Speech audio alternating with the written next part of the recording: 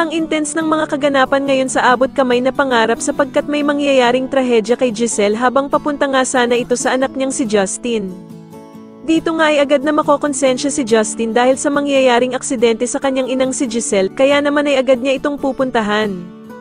Samantala ay ikakabigla ni Giselle ang mababalitaan niya kay Doc Robert na pabalik na nga daw ng Amerika ang anak nitong si Justin at balak pa nga daw ni Eric na hindi na sila muling bumalik ng Pilipinas.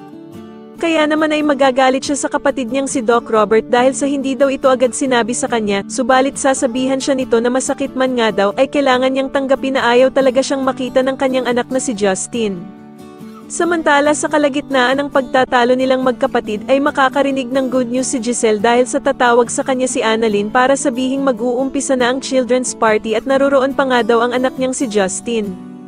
Kaya naman ay biglang magugulat si Giselle at agad nga siyang mabubuhayan dahil sa nalaman niyang hindi pa pala talaga nakakaalis ng bansa itong anak niyang si Justin.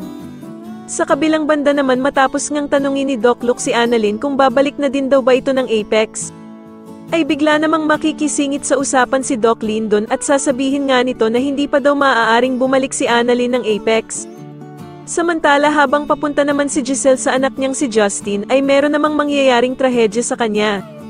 Sa tingin nyo dito na nga kaya tuluyang lumambat ang puso ni Justin dahil sa mangyayari sa ina niyang si Giselle, mas lalo na nga talagang nagiging exciting ang mga susunod na kaganapan kaya naman ay mas lalo pa nating abangan ang mas lalong gumigandang abot kamay na pangarap. Maraming salamat po sa inyong panonood at sana po ay masubscribe nyo ako. Maraming salamat po.